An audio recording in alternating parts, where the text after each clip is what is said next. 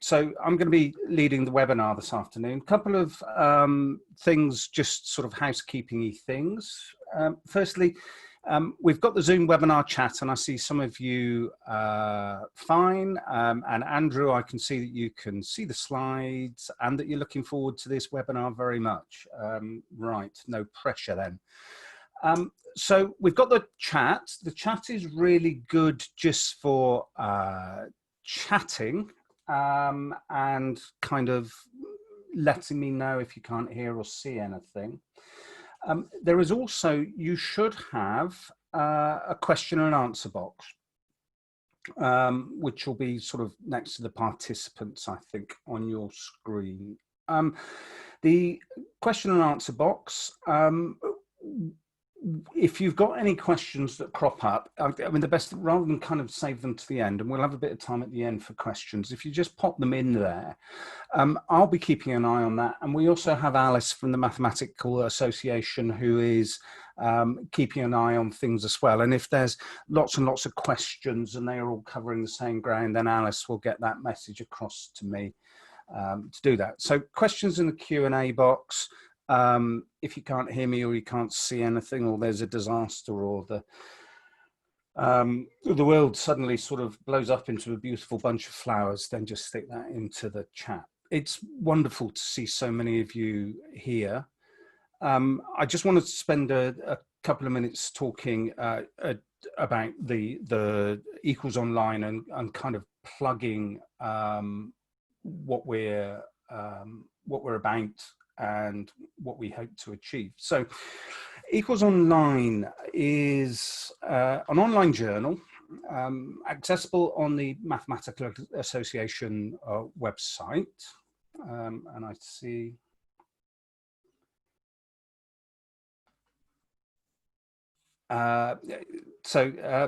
yeah, somebody's just asked a question about the slides appearing in due course. Hopefully you're starting to see those changing and everything like that now. And it's been answered. Good, thanks, Anthony. So the Equals Online is the MA Journal of Mathematics and SEM. It's an online journal. It's available on the Mathematical Association website. It's free to access. We're really trying to push Equals because it does some really valuable work. And I think one of the things that is really valuable about it is it's not an academic journal.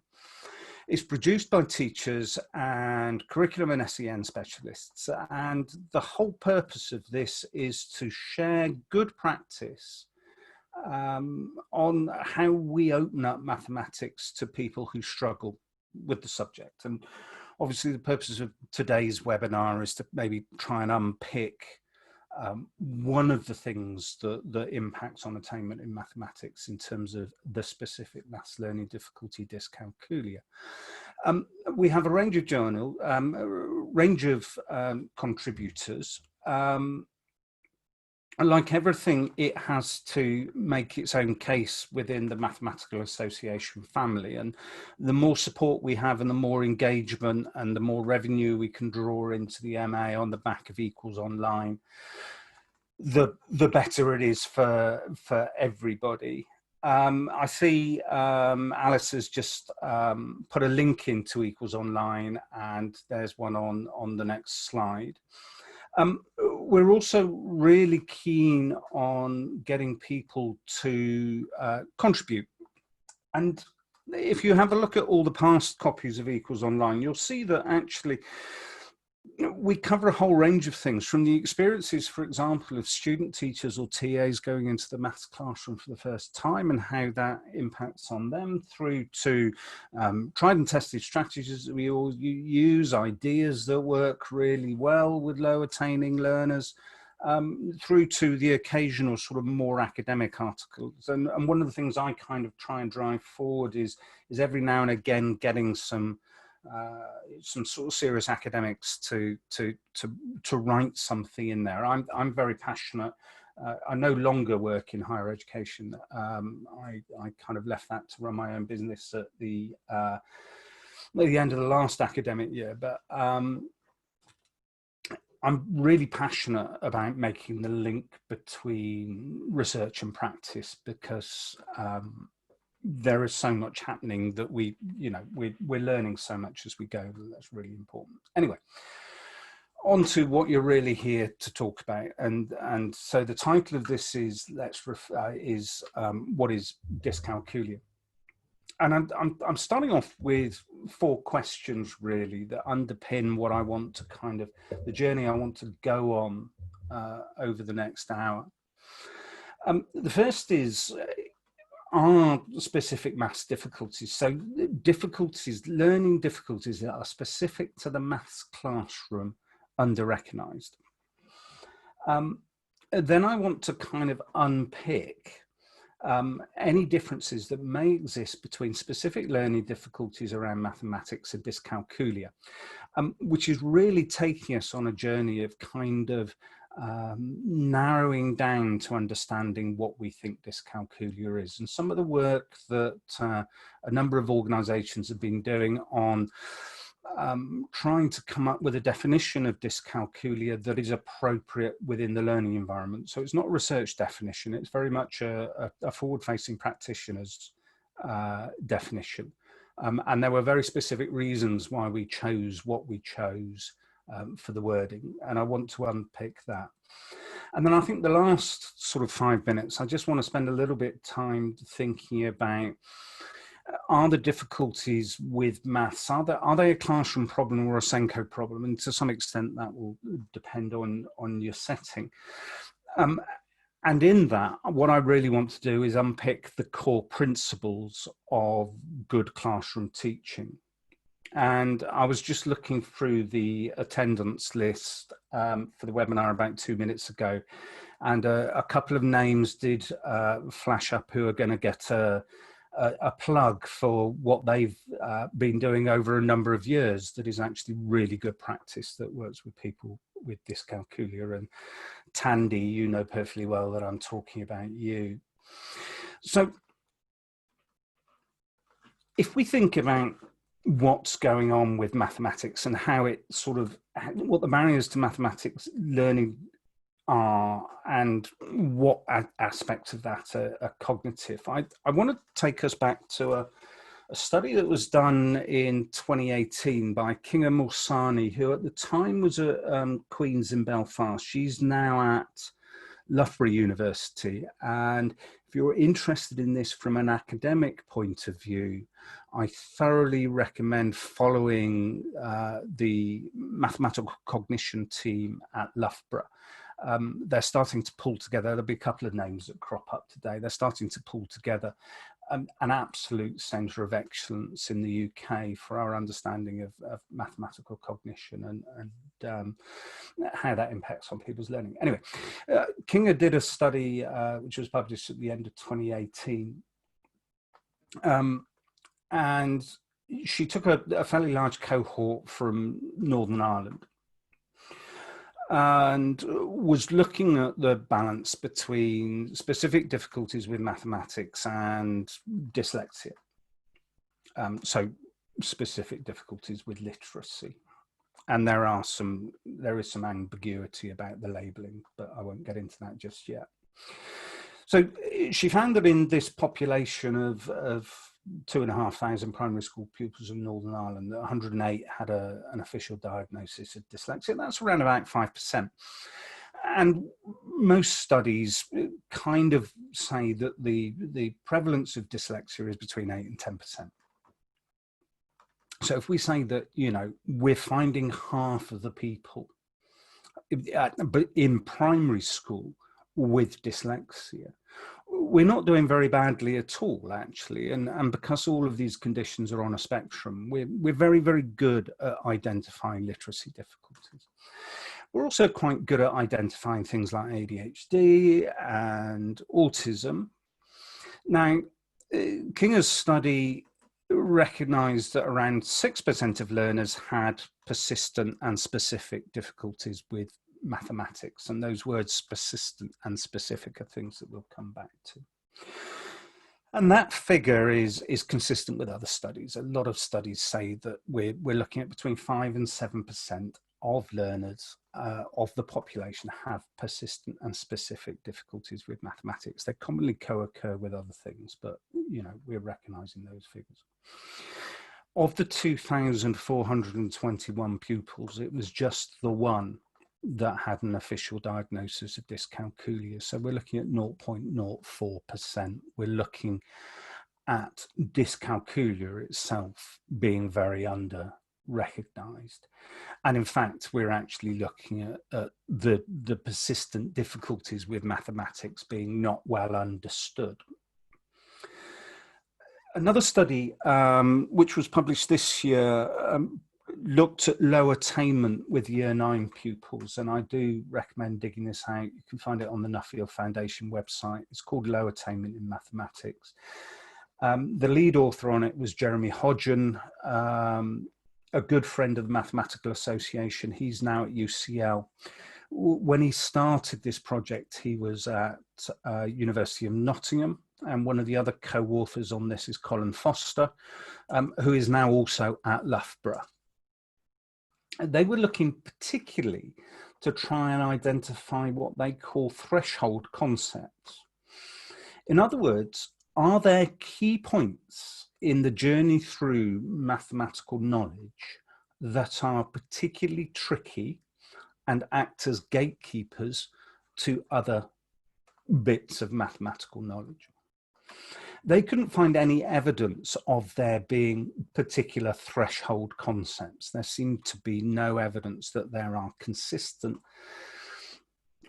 precise sticking points. However, they did find some evidence that low attaining pupils have some quite significantly important weaknesses in number and calculation. So we are seeing some across the board weaknesses in low attaining learners, in particularly number and calculation. For that, let's call it what it is. Let's call it arithmetic. The other key point from this study that I extracted is really the prior attainment. How well you have done up to this day in mathematics is actually the strongest predictor of future attainment. So this and Kinger's study are drawing us towards the fact that there do seem to be particular areas of weakness around number and calculation, that around 6% of learners have a very significant difficulty, but also that probably we've got difficulties in terms of working out who these people are, and also the fact that if you have a bad start in life with mathematics, that then is very much a predictor of where you go. And the reasons for that are complex. One of the things that I think when I ask, so this isn't the work that Jeremy did, this is more sort of, it's unofficial work that I've done when I'm just talking to teachers, when I'm doing consultancy work or other things. The kind of things that we pick up on as being common sticking points are things like an understanding of cardinality and this thing number sense, which we're going to be exploring. Students, even right the way up to year 11, 12 and beyond and into adulthood, having quite weak counting skills, and if they have weak counting skills, that then can create probably differences in terms of struggles in terms of multiplicative reasoning. Whenever I ask a teacher what students struggle with, fractions and division always come up. And also we commonly see difficulties with people understanding place value. And these are the things that we see across far more than the 6% that we might expect to see. You know, we see this across our lower attaining learners right the way through the key stages.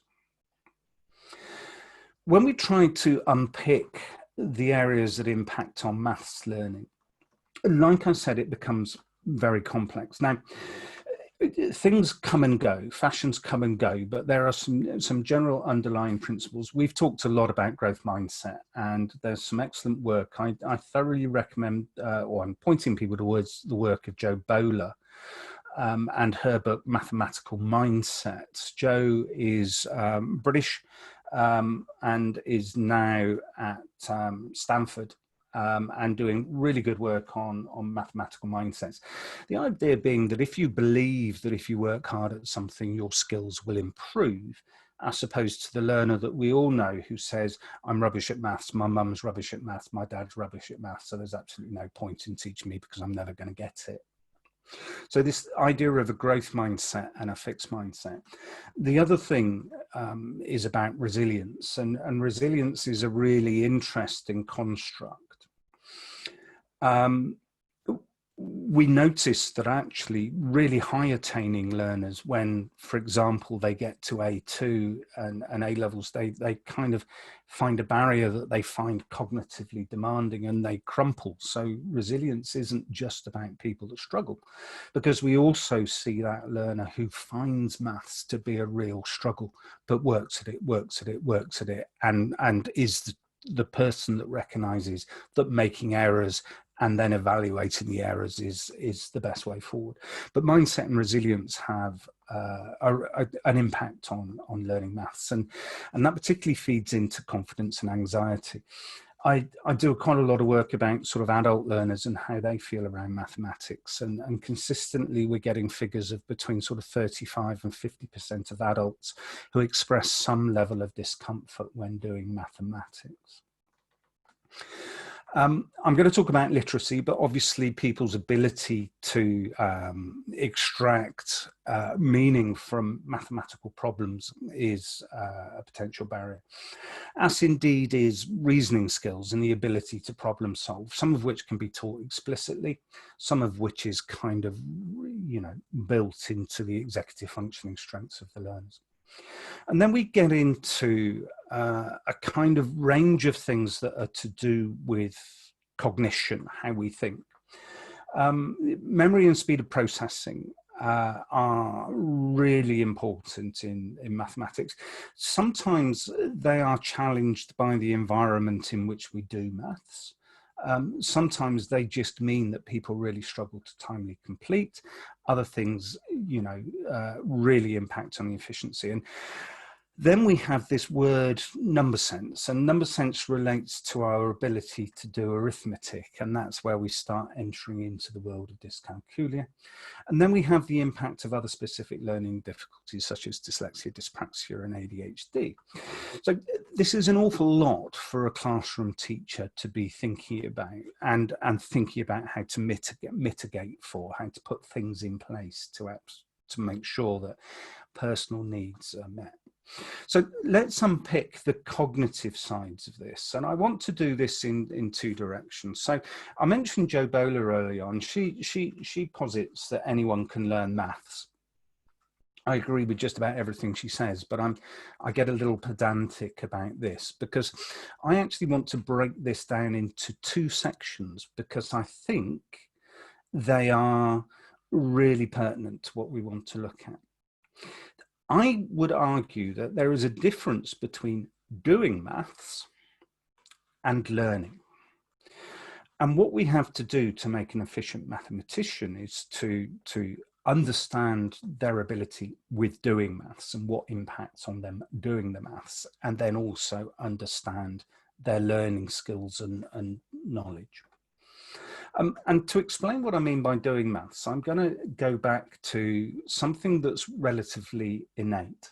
So here are some water buffalo. Do you remember the days where we used to do face-to-face sessions and things? And so I'd be in front of a classroom at the back of the school or college, talking to people having been flown in for the afternoon to do some CPD. And I would say to people, how many buffalo can you see here? And we would get a range of answers. So we would get people asking things, we would get people suggesting things like lots, many. Some people would say 250, other people would say 1,000. So we would actually get symbolic numerical estimates. So we would use our number system, our base 10 number system, to actually put a figure on it, or we would say something like lots or many. And then I asked people to tell me, are there more buffalo on the land or on the river that you can see? And the vast majority of people would say, oh, there's more on the land than there are in the bit of the river I can see, and that appears to be entirely rational. And this is a cognitive ability that we call a kind of an approximate number system. It's an ability to distinguish between magnitudes of two different groups. And so all animals, obviously for evolutionary purposes, seem to have a level of this magnitude comparison. They can compare sets of different sizes. And we've looked at this right the way down to goldfish. In fact, a colleague of mine, some of you may know Professor Brian Butterworth and have encountered his work. And he wrote last year a book called Dyscalculia from Science to Education, which is a very handy book to have. He's doing some work at the moment on whether goldfish can count. And the answer, as far as Brian is concerned, is that they very definitely can. They don't necessarily apply a number system to it, but they seem to be able to make magnitude decisions. So we have this very approximate ability. And then on the next slide, I'm going to show you some pictures of some lions. I want you just, without shout, well, you can shout it out loud if you want. I want you to tell me how many lions there are. And I hope that most of you would have just looked at the picture and gone, 3 lions. And you won't actually have resorted to counting. So we also have this ability, and this is much harder to test in numbers because it actually relies on using our number system, to recognize an exact number of items as well. So we have this ability to recognize magnitude comparisons between large sets of objects, but also to apply a value to small sets of objects, what we call an exact number system.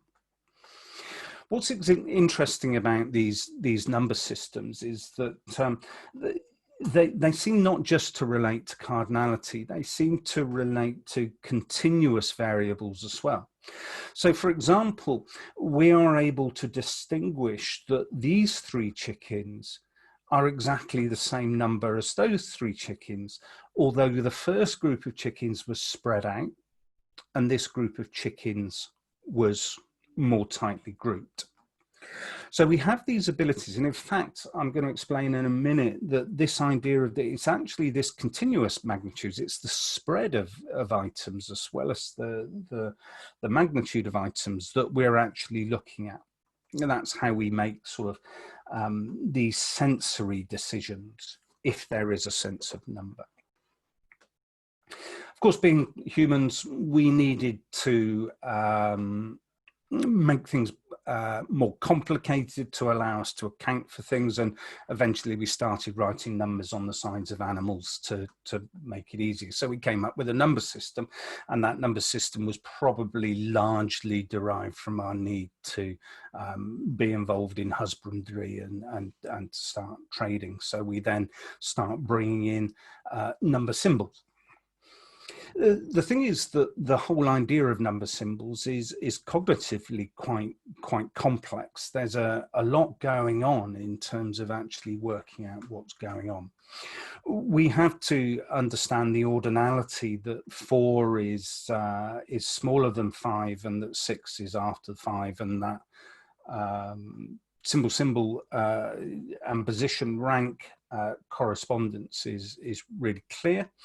We have to understand the 5-ness of 5, that we're actually, whenever we're talking about the number 5, or we recognize the symbol, that we relate that to 5 items, whatever those items may be. There's the transcoding that we have to do from the symbol to the sound to the written word, which is a complex cognitive process. There's the understanding of place value, where this all sits into, in our base 10 system. And then we have be able to distinguish visually, you know, sort of my handwriting from another maths teacher's handwriting. And we all know what maths teachers' handwriting is like. Well, some do. Mine's particularly bad. So just the basic principle of learning number symbols is complex. There's a lot of cognition going on.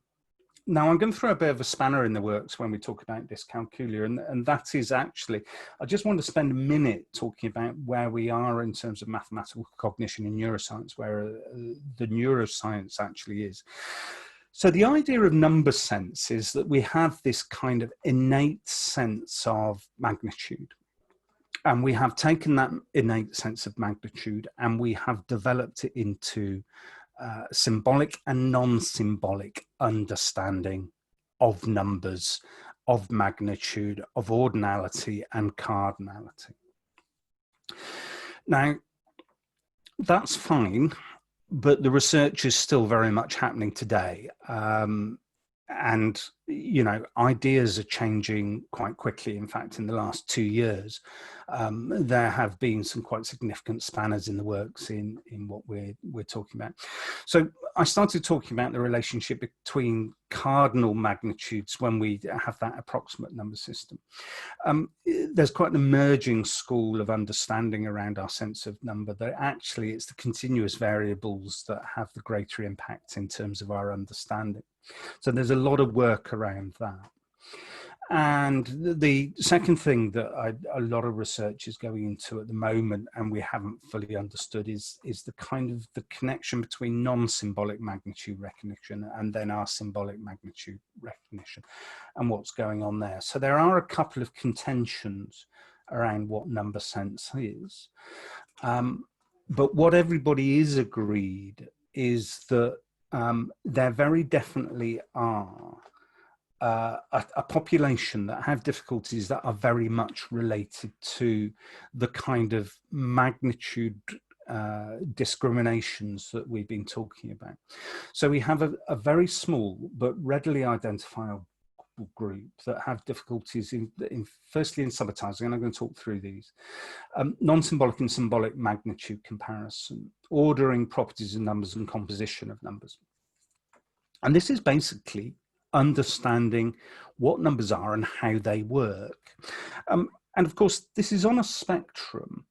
So people will have different levels of difficulty, and that, you know, obviously doesn't help recognition. And I think to find a pure dyscalculic with very significant difficulties, the issue is this sort of impairment in number sense, is actually reasonably rare, but we do have a small but group that have these kinds of difficulties.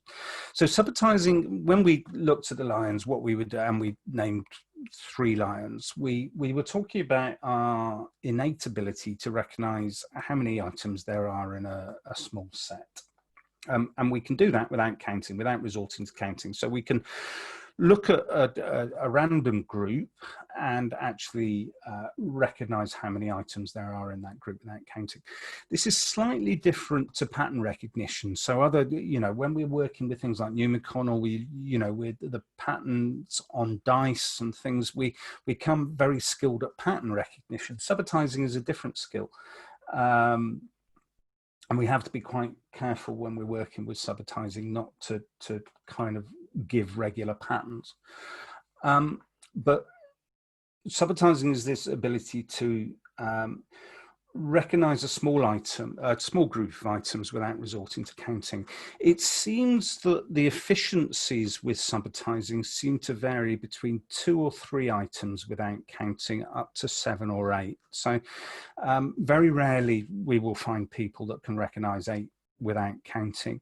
More often than not, when we start to get past 5 or 6, people start to group and subitize into groups. So for example, when I'm looking at this, I quite happily see a group of 5 and a group of 3. Then we have non-symbolic and symbolic magnitude comparison.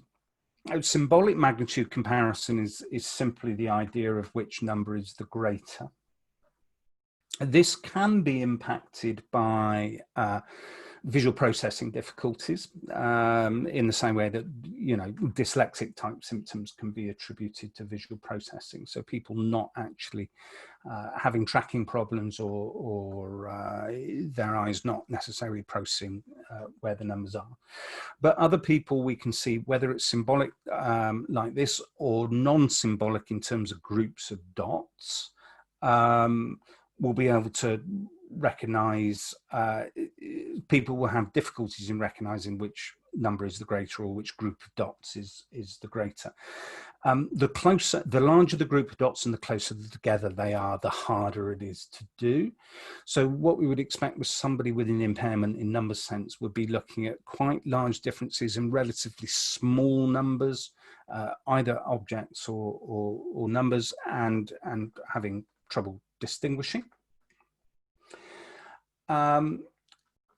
People with ordering difficulties, whether that's starting to develop counting strategies or doing things like marking a 17 on a number line. And it's one of those things, this kind of giving somebody a number line and asking somebody where to put a number on it is a very good indication of how they actually mentally are picturing that number line. And the visual representation, the mental representation of number lines is really interesting. If we had another 17 hours, I'd be able to talk about that, but we don't, so that's for another day. Properties of numbers like the commutative law, and understanding the composition of numbers, all of those kinds of things, again, are things that we see as impairments of number sense. And I'm sure that an awful lot of you are going, that's all my learners. The problems that we talked about in terms of number sense, these are quite separate to problems with, for example, I think things like fact retention and recall. So people learning their times tables, building memories of how to complete long multiplication or short division, working on multi-step problems, so those problem solving, where to sort of extract the right information and where to use it, and then extracting the mathematics from those numberless questions about watermelons. And I thought at this point it's probably really important to prove that Kafira did actually buy 24 watermelons, and she was planning to give 1/3 to one friend and 25% to the other friend. We still don't quite understand why, though. That's an awful lot of watermelons, but we've got photographic proof that the person in the maths question does exist. So far I've been speaking about half an hour, and we've got to the point where we've worked out that everything's really complicated. And because everything's really complicated, it's kind of beholden on us to try and understand what the barriers to people learning mathematics actually are. And so I just want to quickly go over what we think the purpose of assessment really is. And I mean very much now about assessment for learning. I mean, initial assessment is a large part of that, but proper assessment for learning is really useful.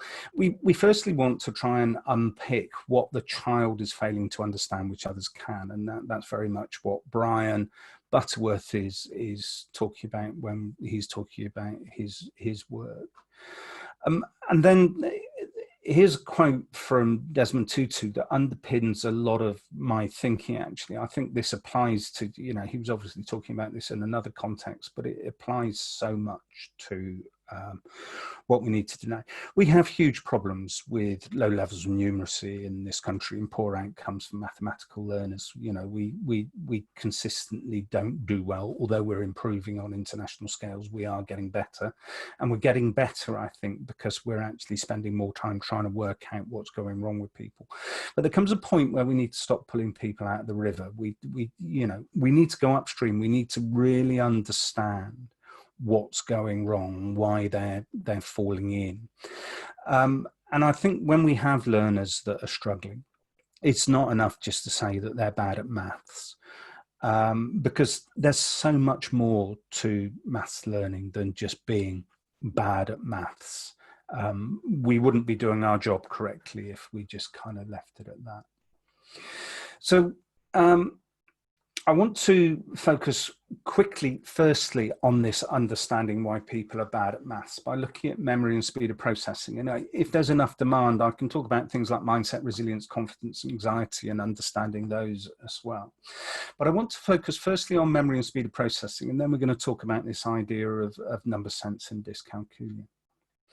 So I'm sure you've all read the schools inspection framework now, and you've all read the documents about the research, and you've read the mathematics research document that feeds into it, and I can see you all nodding away. You all intimately know what Ofsted, the science that underpins what Ofsted are now looking at us. When it comes to mathematics, but in learning in general, there's a lot of talk now about understanding cognition, cognitive load. I'm very happy that they've actually sort of gone for an evidence-led understanding of cognitive systems. Basically, you know, we draw information from the world around us. We handle that in working memory, and from working memory, we decide what's important and we deposit what's important in long-term memory. And to make sure that it's fully embedded in long-term memory, what we have to start doing is retrieving it. And so the better that the more engaged that people are, the better the quality of learning, the better the memory. The more retrieval practice we do, the more efficient people are at remembering and retrieving. Now, the problem with that is that this working memory system is part of our executive functioning system. And in the same way that we've been talking about people having difficulties with mathematics and that being on a spectrum, people have different efficiencies of executive function. So some people's working memory will be less efficient than other people's working memory, which makes it very hard for us to kind of adapt. It means we can't teach in one way. We have to find the right way for different people to do it. Now, obviously, in a maths lesson, we can't meet every need, but if we understand who works in some ways more efficiently than others. When we're talking about executive function, we're talking about things like engagement. So that's ability to maintain attention and choose the right thing to do. And although we're talking about different levels of efficiency, these are things that actually are to some extent trainable as well. So we need to help people to be engaged. And part of that is by giving them return on investment for their learning, making it have value to them, making it enjoyable, all of those kinds of things. But also giving them strategies so that they don't get turned off their learning, that it helps them to maintain attention because they believe that they're going to get a return. Then we have working memory and cognitive agility, and Ofsted talk now a lot about cognitive load, and we have to be really mindful of not overloading working memory and cognitive agility. And then we have things like emotional regulation and thinking about what we're doing.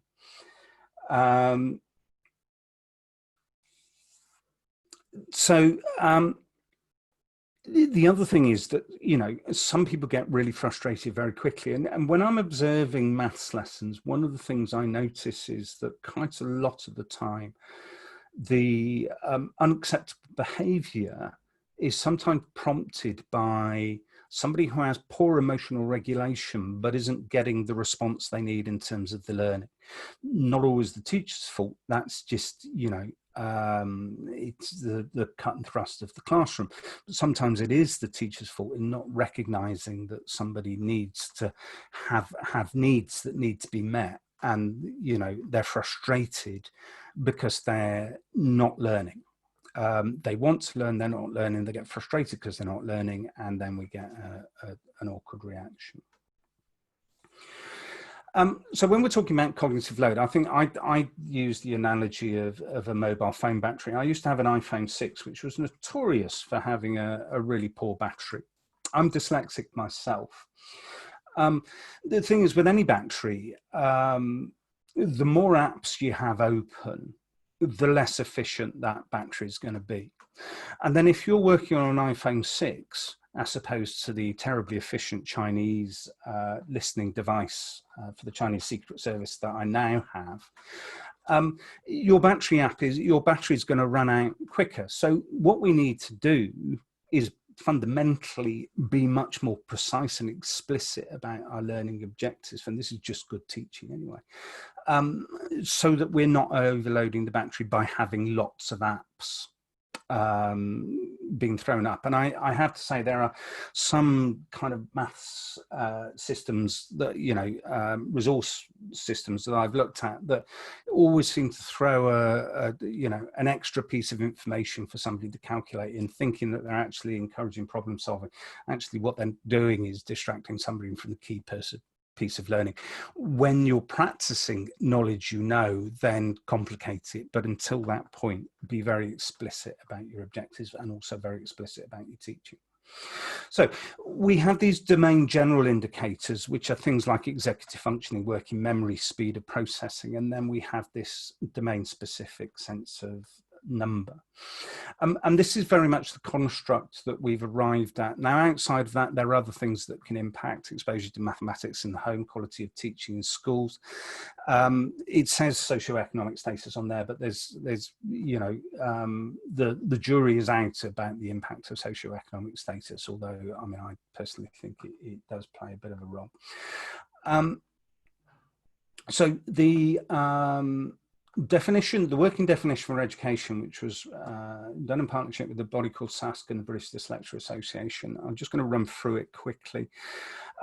So we've got the specific and persistent, and so any specific learning difficulty or any learning difficulty has to be specific to mathematics learning and persistent. In other words, it doesn't come and go. And we're not talking about it being a difficulty in mathematics. We're talking about it being a difficulty in understanding numbers. If you don't understand numbers, that's going to impact in a range of ways on mathematics. All definitions say it will be unexpected in relation to age, level of education experience, and occurs across all ages and abilities. And in fact, these things kind of don't necessarily get better. You get better compensatory strategies. Mathematics difficulties are best thought of as a continuum. And this is really important. I mean, quite a large amount of the population has, we see different abilities. We have a normal distribution curve. That's the way that populations work. And it's quite possible that there are quite a large range in causal factors for mathematical difficulties. Dyscalculia is quite specific in this, and this is not to say that the other mathematics difficulties are not persistent and specific and cause a huge amount of difficulties. But dyscalculia is specifically due to difficulties with number sense, that the subitizing, the symbolic and non-symbolic magnitude comparison, ordering those things. So dyscalculia is a specific impairment in number sense.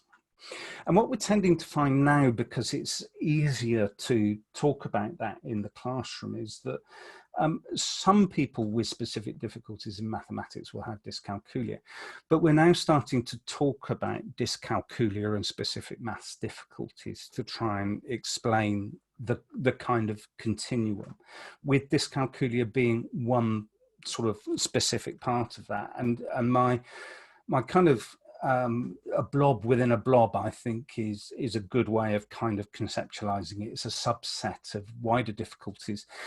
And in terms of the classroom, we need to be able to distinguish to some extent the differences between dyscalculia and, for example, working memory difficulties.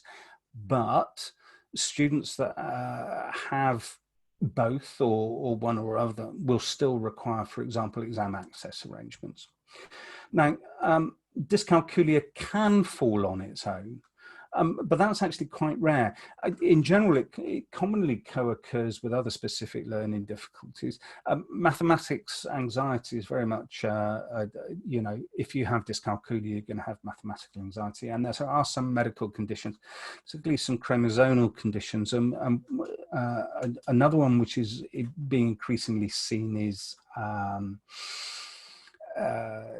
fecal alcohol syndrome having quite a specific impact on the part of the brain, the intraparietal sulcus that handles number. Dyscalculia seems to appear quite commonly with specific language impairment and dyslexia, but also with ADHD and dyspraxia. So the kind of things that we're looking for in dyscalculia: poor concept of place value. One of the things that I think is a good kind of rough and ready test is estimation skills. I really try and build into low attaining learners the ability to estimate and the skills required to estimate. Of course, what we're talking about dyscalculia is that we're talking about the response to the intervention. So a lot of people that have perhaps other difficulties that are impacting on their maths learning will respond to you giving them a heuristic to use. People with dyscalculia will always struggle to estimate, but poor estimation skills. That not recognizing an answer as correct or incorrect. You know, the shrug when you say, do you think does that feel right to you? And you get the, no. Long-winded counting strategies, finger counting when it's not necessarily age appropriate, and there's nothing I hate more than schools that tell learners that going into Key Stage 2 to sit on their fingers. We have to scaffold children. Children will learn at different points. Not everybody will be able to drop their fingers at the same time. We have to create a really positive environment that allows people to sort of understand why they're using their fingers and move on from that. We do often see memory and speed of processing problems in dyscalculia, and we often see memory and speed of processing problems that impact on mathematics in dyslexics working with number. Difficulty noticing patterns and the speed at which people work. Now, those aren't exclusive to dyscalculia, but those are the risk factors that you need to be really looking at. Other indicators, and these start to kind of drift out from that diagram I showed you into the kind of the wider blob. Things like inabilities to count backwards reliably, which is sometimes an ordering difficulty, a sequencing difficulty, sometimes is related to dyscalculia. So any of these are kind of warranting further investigation. Weaknesses in visual and spatial orientation. It's very common for people with dyscalculia, but it's also very common with people with dyspraxia, for example, to have quite strong difficulties with spatial orientation. Difficulties with word problems, extracting the numglish from the melon problem and multi-step calculations, and that can be down to a whole range of underlying difficulties. One of the things that a lot of people with dyscalculia talk about is particular problems with all aspects of money, and that can be really quite challenging for a lot of people. And difficulties with understanding the concept of time. And for many younger learners or school-age learners, those difficulties with understanding time are very telling. And with sort of older secondary learners, it's the kind of impact of aspects with money. And when you start looking at the case studies of people with dyscalculia, those kinds of things come through as the things that create significant anxiety. So I want to move on to what we do for sort of 4 or 5 minutes now in terms of the class. I like this picture: on the road to success, there are no shortcuts. But what sort of things do we need to do as teachers? Well, the first thing really is to just kind of be thinking about that going upstream thing, working out what's actually going on with the learner, so that we can kind of think about how we're going to make adaptations for that learner in the classroom. And your teacher hunch is really important in that. You know, what you watch and what you see and how you reflect on learners is the first part of any process of helping learners that struggle. Send code of practice has a really good kind of assess, plan, do, review cycle, which I really think is important for classroom teachers to use as a kind of heuristic to guide you through how you actually think about it. And basically that's saying assess in terms of, you know, this happens on a very low level. I mean, we do it intuitively when we're teaching all the time. And one of the things that we want to do sometimes is just give some order to that intuition. But assess in terms of, right, okay, so they couldn't do that. Let's think about why they did. Right, I'm going to give them a problem like that and see how they do. They do the problem, we review, and we go through that. And that observation process is actually getting us to a point where we're thinking, do you know what? This is leading me to think that this child has a specific difficulty. I'm going to go and talk to the Senko, and this is the evidence base that I'm going to take to the Senko to have that conversation. Now, it's very probable the learner that you're thinking about is on the Senko's radar anyway, because they're struggling in other lessons, but it's not at all out of the possibility in secondary education, if you're a maths teacher, that you're seeing this for the first time. We need to be observing teaching. And what's really interesting is, I think, you know, so I've said teach well, and I'm sure that, you know, a lot of you would like me to talk about strategies, but in actual fact, where we're going with mathematics education in this country is pretty positive. So if we're using good mathematics practice, but also thinking about where somebody's struggling, we're actually doing the right thing. And by good mathematics practice, I'm going to talk about it in a bit more detail in a second, but I'm actually talking about making learning multisensory, giving people very strong visual cues, making mathematics very tactile, making it very real world, storytelling. Those are the things that we've been doing with low attaining learners. And so here comes the plug for somebody that I know is listening. So there's an excellent book by somebody called Tandy Clausen-May, who I have a huge amount of respect for. It's a book that comes with a CD, and it's absolutely fantastic for secondary level students, but I mean, it works for younger students, and it's called Teaching Mathematics Visually and Tactilely, I think, and I can't remember what it is, but I know Tandy can probably put it in the chat for us in a minute.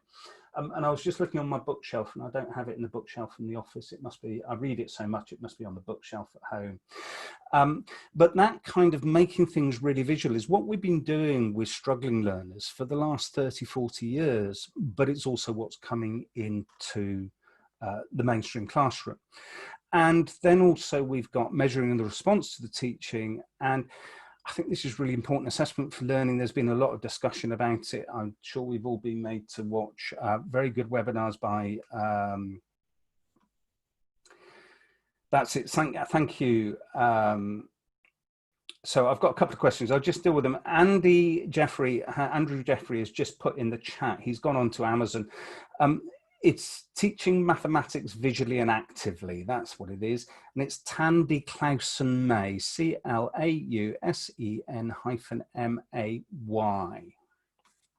In fact, it's her question is the one above yours, Kath P. Assessment for learning it needs to be an agile process and something that we're doing all the time, and not this dogma that we sometimes find in education in the UK, where you've got to be doing your assessment for learning. It's a way of assessing and teaching. It's not something that you can enforce a structure on. So let's just think about mathematical ideas and where we go. Mathematical ideas have three parts: the language, the procedure, and the concept. And when we pull the conceptual understanding, the procedural skill, and the language to explain what we're doing together as one, the middle of that Venn diagram is what I really consider to be mastery. And I should say on mastery, when I'm talking about good teaching, if you go to the National Centre for Excellence in Teaching Mathematics, NCETM, their mastery curriculum is a good place to start. It's not, they don't talk about low attaining learners possibly quite enough, or understand the complexities of low attaining learners, but they know because I've told them that. So we have those 3 ideas, and then we have 6 levels of mathematical knowledge. And the first of that is the prerequisite knowledge. This is something that the inspection framework now talks about, actually understanding what somebody knows. And from that, we need to go through this process of concrete, pictorial, and abstract. And depending on the age, we do this in different ways. And by concrete, I also quite often refer to tangible, because sometimes it's actually about positioning the mathematical concept in a real world way so that people can visualize. And as people's cognitive systems develop and their ability to visualize develops and things, we can sometimes move away from what we call the concrete manipulatives that we tend to use in primary settings. Yeah, our Cuisenaire rods and our Dean's blocks and Numicon and Tandy's books. Although Tandy molds all 3 together perfectly, which is where I'm going with this, to the pictorial, making representations to help us understand what's going on, and then work in the abstract. Now, 10 years ago, 15 years ago in maths education, particularly secondary education in the UK, we tended to be quite stuck in the abstract, and some teachers were very good at concrete pictorial stuff, but others were very much chalk and talk abstract teachers. I think we all understand now that, you know, if we present things in multisensory ways, they make a lot more sense. So we've got to make things tangible. We've got to help people to understand it. We've got to give them structures to help them understand it. And only then can we efficiently move into the abstract. Now, when we're working with older learners, we need to be blending that together. We need to be giving them all 3. Once we've done that, we then move into the application in different settings, and then the ability to communicate. And I mean, from my own, I don't classroom teach very often now. But when we're talking about the communication, I mean, one of the things that I do for sort of challenging stronger learners is, rather than give them another worksheet, is get them to go and explain to somebody who's a learner who's not quite getting it yet, so that they have the practice of putting the concept and the process into the language that they need to be able to explain it. So just a pictorial there of this kind of blending. And I mean, this is something that I use. So one of the things that a lot of people say is that when they're working with older learners, it seems to be really difficult to get people to work with things that they saw in primary school. So I find that if I make things out of swimming pool noodles, it seems to work. But this is just an example of kind of blending the pictorial and the abstract and working through to kind of conceptualizing what's happening when we're adding fractions, which then gives people the process. So the final thing I want to talk about is just very quickly what people find difficult in the classroom, because we're trying to avoid mass anxiety, and people have a tendency to find answering in front of people really difficult, answering quickly. And those 2, having to answer in front of people and answering quickly when we investigate maths anxiety, are the most common things that people find give them anxiety about maths. People standing over their shoulder whilst they're doing things. So it's actually the environment that we teach mathematics in that creates an awful lot of the anxiety, not the mathematics itself. Then we get down to things where people tend to have poor memory of process, because the process is sometimes counterintuitive. Nobody likes a maths test. Even postdocs, if they're being challenged on their mathematics, feel some level of anxiety. Everybody remembers Pythagoras, but nobody can remember what to do with it. And then finally, living up to teachers' expectations. Those are the things that people find difficult.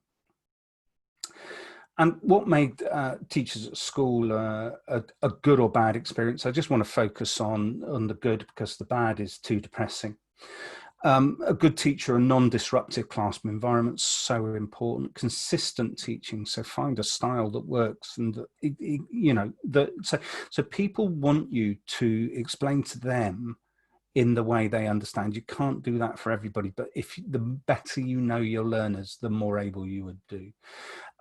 The passion for the subject, lots of opportunities to learn in different ways, multisensory, and patience. Those are the things that people want from a teacher.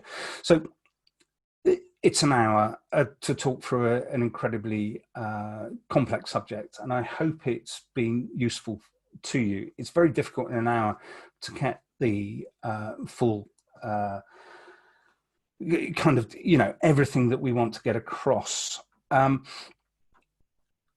Equals Online, the editorial board, are very keen that we actually set up a series of webinars, and we're very open to people coming up with suggestions about things that they would like to know. And obviously the obvious thing to do is to move on from this kind of fairly theoretical hour to something that we can, we can do a bit more practically. So we've got a couple of minutes for questions. Is the webinar available to look at again? That will be a question for the Maths Association to answer. So I don't know whether Alice can answer that. I have sent Alice my slides. So I'm very happy for Alice to send those out. But other than that, that's very much a Maths Association question. Obviously, it would be absolutely fantastic if you're not a member of the Mathematical Association. It's a fantastic organisation, and it's a very good link between research and practice. I'm a huge fan and a huge supporter, and they used to have, remember when we used to have conferences, they have a very good conference in the Easter holidays, which is always great value for money.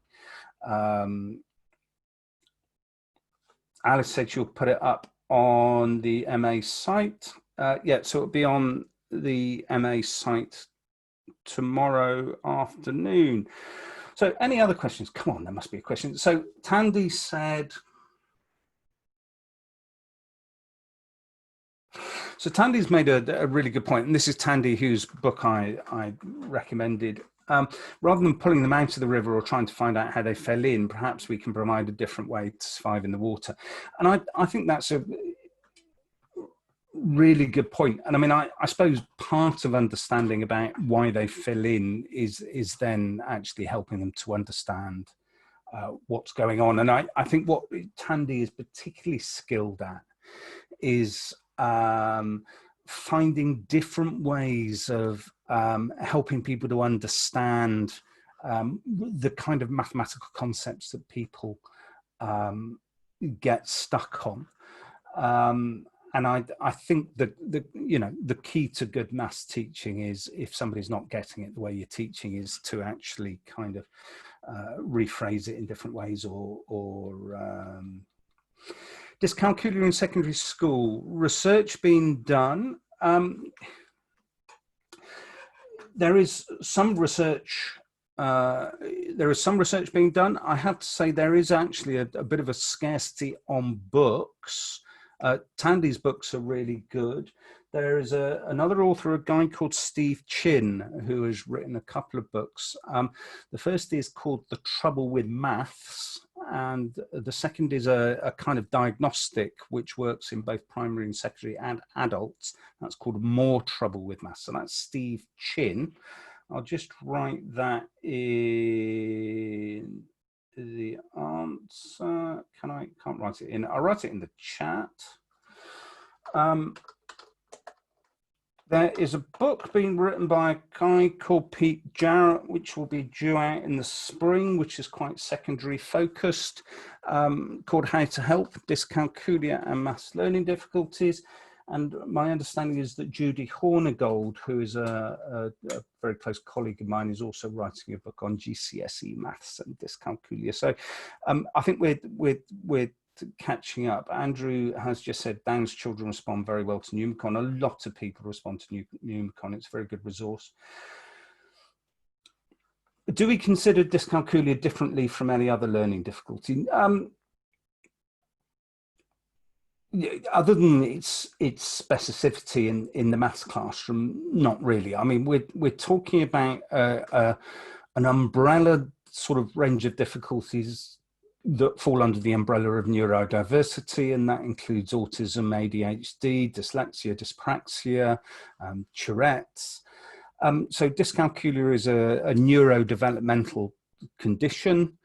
It particularly impacts on a part of the brain that deals with our sense of number, our ability to kind of estimate and deal with magnitude.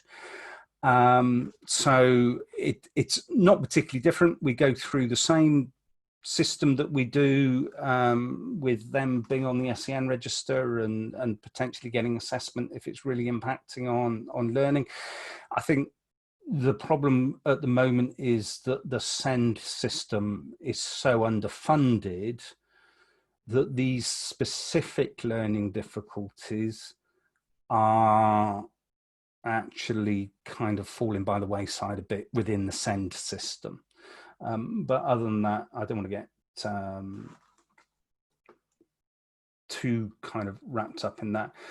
Joe asks, is the official diagnosis procedure worth the time and money? I think that depends very much on the individual who it's for. So the purpose in the classroom, the purpose of any assessment in the classroom is to advise on the best way to teach. I don't think that necessarily needs a label. What we have to do is really understand what that child's barriers to learning are and find ways to compensate for those barriers. I think for the adult or the child, it's very different. I know with my own dyslexia, I wasn't particularly bothered when I was 15 and diagnosed many, many years ago. But I mean, increasingly it helps me to belong to a kind of a community, a practice of other dyslexics, if you like. And I think that being able to identify and that normalizing, I mean, when I was a small child on my own, the only dyslexic in the village, it was challenging. It had quite an impact on my mental health. And I think we're understanding the impact on anxiety and mental health of people with specific learning difficulties, all of the specific learning difficulties. And we need to really be considering that. So I think it depends very much on what you're doing. Is there a specific test for dyscalculia? The answer to that is there are screening tools which will identify risk factors. There are a range of screening tools. The Dynamo Maths is one for children around 9 years of age. And then GL assessment have a dyscalculia assessment. It's not a diagnostic assessment. The diagnostic assessment is more complicated. So the diagnostic assessment has to take on board executive functioning. It has to take on board literacy skills. It's a complex thing, and it needs to be done by a trained professional. Schools will be able to access that through their MAT or the local education authority or their friendly educational psychologist or specialist teacher. Another very good book, depending on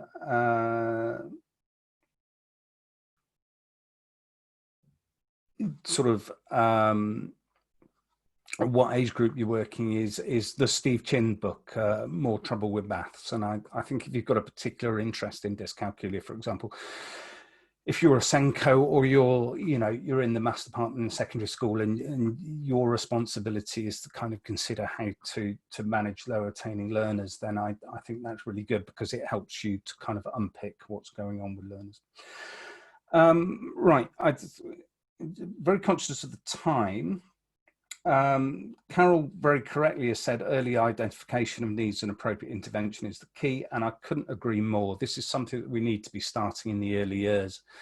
We need to be working out how children are picking up on the conceptualization of counting in different magnitudes, and there are all sorts of games and things that you can do that are in the early years strategies that are really important. And whilst we might not be kind of formally assessing somebody until later on, the information that we build up in their ability, because dyscalculia is about number sense, and that is something that's innate, so it's there from birth and we develop it from there. Having that understanding is really important. We have to sort of, it's no good dealing with it when somebody's 13 and it not being recognized before. So the more we can pick it up early on is really important. Is dyscalculia difficulty experienced as a barrier very early on in the formal and informal learning process? So is it entrenched earlier? Yes, I mean, Anthony, that's pretty much the answer that I gave to Carol. The two things are very early. When we're talking about cognitive impairments, they're kind of there from the start, and so that, you know, there is always the fact that, you know, people are going to be struggling, they're going to be less efficient. I use this concept of efficiency. So people with things like dyslexia, people with executive functioning difficulties are less efficient at doing things. On the normal distribution curve, they are, you know, the lower side of average.